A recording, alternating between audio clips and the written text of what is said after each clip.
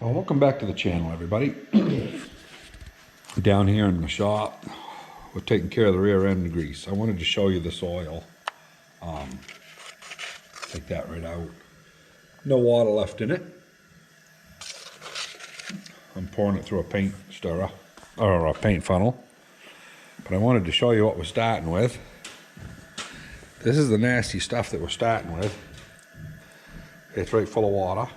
I drained about, I don't know, probably almost a gallon out of this thing, total front and back. So, and I did drain both sumps. So we've got, I had about 7 gallons. It might have been a little low, but this is what we're doing to it. This should be outside. There's no question this is dangerous to do it inside of a building. Matter of fact, it's probably dangerous to do it, period. But we're up to 110 degrees. We're bringing this up to 275 degrees. And by the time you get up almost to 215, 220, this will be boiling profusely. And the steam will be coming off of it from the moisture. And at 275, the bubbles are small. Anything over 275, it starts to smoke a little bit. So I don't like to go that high. Or above, I shouldn't say I don't like to go that high. I like to go to 275 and quit. And when it cools off, it's nice and clear. So anyway, we're doing that here. I'll show it to you here when it gets up close to temperature. Well, we just got to 230. And as you can see, any of the water molecules, they're coming to gas, boiling off. If you blow across it, you might be able to see the steam. But for some reason, with the heat of the burners coming up, it doesn't condense. You know, it just goes away. But anyway, yeah, we'll keep going. Well, we are at 275. So we're going to call it quits right there.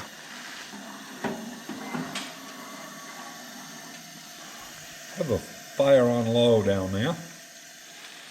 And yeah, stuff's hot. So set that there. And we'll pour this right in hot. Like I say, this isn't the safest thing in the world. But I don't want to pay $140 worth of oil. So down through the paint strainer it goes. And the nice thing is, there's enough cast iron that it don't hurt nothing, just dump her in.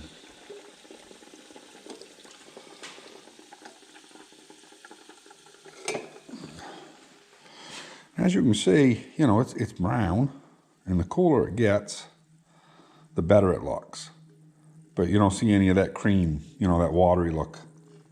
Gets rid of it.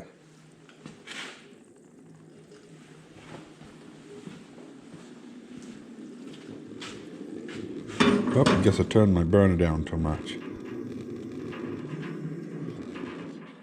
Huh.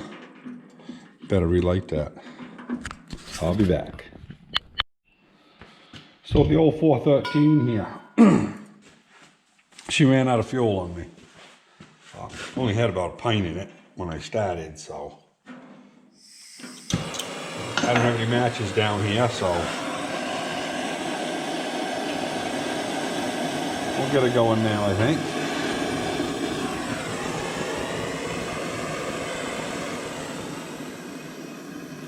Let that warm up for a second.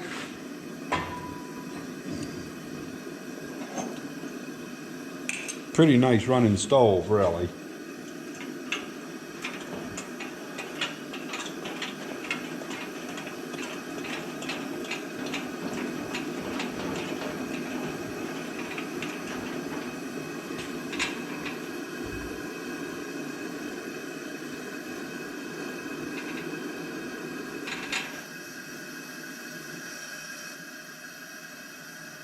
Get it down. Don't need much heat.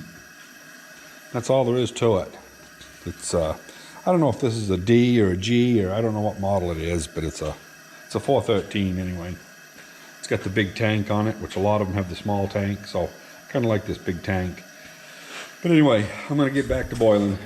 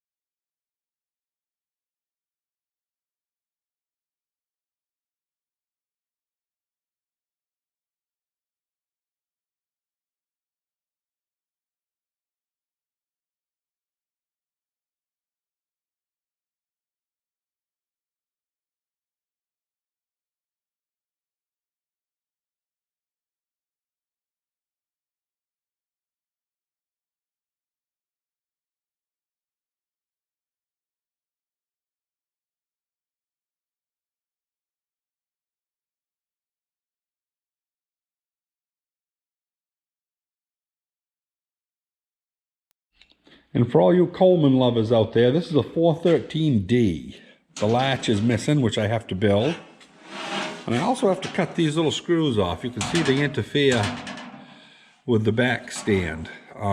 So anyway, that was my bad. They used to be riveted. And but there's almost 1/4 of an inch I can cut off, so that'll lay down. But I wanted to show you how much was in this.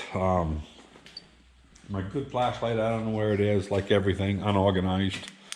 But I'm down about 3 inches in there. So I got to get another, probably 3 gallons, 2.5, 3 gallons. I'm not sure exactly how much, but anyway, I've got the water out of that, and there's a 1/2 gallon or so left in there that has too much water in it. I put it on, it was starting to blurp out of the pan, and I said, no, I ain't gonna frig with that. So that got just aborted. She's down there. This is supposed to have, well, I know what it's got in it. That was 140 weight that I was heating. So I gotta look around and see if I got 140 weight. If I don't, I'll probably just put 80, 90 in the back. But this is a working tractor, and it's always pulling something heavy, you know, usually harrows. So, yeah, it's just a drawbar tractor, and it's not a parade queen, as you can see by looking at it. So, yeah, I got to finish that, top it off, and that one brake I'm going to take off next. Don't know when I'm going to get to it. Might do it this evening. I believe the springs are broke on the shoes. But anyway, return springs, I guess you'd call them. That's going to be it for this one, guys. So, thanks for sticking around. We'll see you on the next one. And yes, I know that was dangerous what I was doing. You don't have to put it in the comments.